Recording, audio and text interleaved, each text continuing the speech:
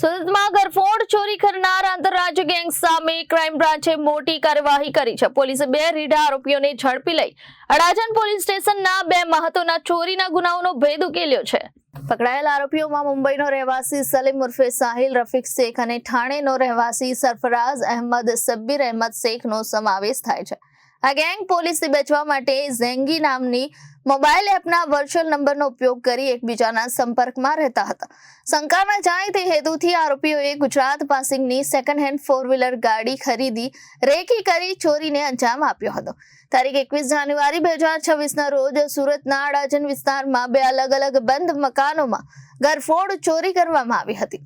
પોલીસે આરોપીઓ પાસેથી ડસ્ટર કાર, 28 કાંડા ઘડિયાળ, રોકડ અને મોબાઈલ ફોન મળી કુલ 4,28,000નો મુદ્દામાલ જપ્ત કર્યો છે. મુખ્ય આરોપી સલીમ શેખ કર્ણાટક સહિત અન્ય રાજ્યોમાં લગભગ 40 જેટલા ગુનાઓમાં સંડોવાયેલો રીઢો ગુનેગાર હોવાનું તપાસમાં ખુલ્યું છે. ક્રાઇમ બ્રાન્ચની કાર્યવાહીથી અડાજણ પોલીસ સ્ટેશનમાં નોંધાયેલા 2 મોટા ચોરીના ગુનાઓ ઉકેલાયા છે.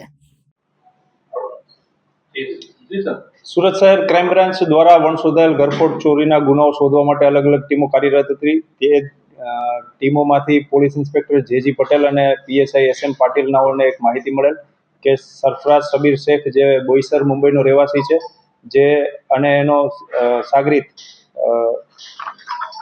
સલીમ ઉર્ફે સાહિલ રફીક શેખ, જે કર્ણાટક બેંગ્લોર સિટીનો રહેવાસી છે, આ બંને સુરત શહેર ખાતે આવી અને 1 મહિના પહેલા ડસ્ટર ગાડી સેકન્ડ હેન્ડ કાર મેળામાંથી મેળવેલ અને અલગ અલગ જગ્યાએ સુરત શહેરના વિસ્તારોમાં એમણે બંધ ઘરોની રેકી કરી અને છેલ્લા 10 દિવસ પહેલા અડાજણ ખાતે 2 મકાનને ટાર્ગેટ કરે, જે મકાનમાંથી ચોરી કરી અને 28 જેટલી ઘડિયાળો અને સોનું અને ચાંદી ચોરી કરીને લઈ ગયેલ. જે માહિતી આધારે ટીમ એક મુંબઈ ગઈ, મુંબઈથી આરોપીઓ મેળવી અને અહીંયા લઈ આવીને પૂછપરછ કરતા બંને આરોપીઓ પાસેથી એક ડસ્ટર 4-વ્હીલ ગાડી, કાંડા ઘડિયાળ કુલ 28 નંગ, રોકડ રૂપિયા 20,000 અને એમની સાથે 5 મોબાઈલ અને એક રાઉટર ડોંગલ મળેલ છે અને કુલ 4,28,000નો મુદ્દામાલ કબજે કરેલ છે.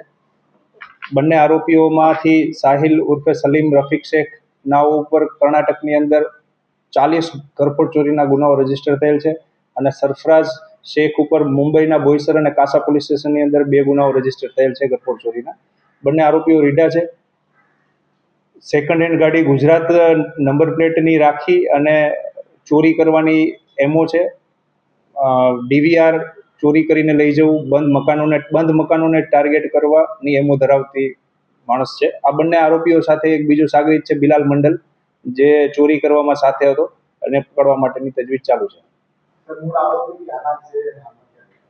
સરફરાઝ સબીર શેખ છે એ બોઈસર મુંબઈ મહારાષ્ટ્રનો છે અને સલીમ ઉર્ફે સોહિલ રફીક શેખ છે એ બેંગ્લોર સિટી કર્ણાટકનો છે.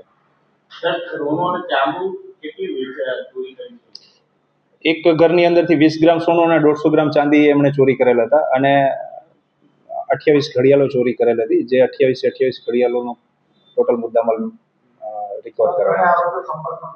3 આરોપીઓ ખૂબ રીઢા છે, ઘણી વખત જેલની અંદર પણ ગયેલા છે અને જેલની અંદર 3નો કોન્ટેક્ટ થયેલ છે. Reporter Arvind Rathod, Janadesh news, Surat.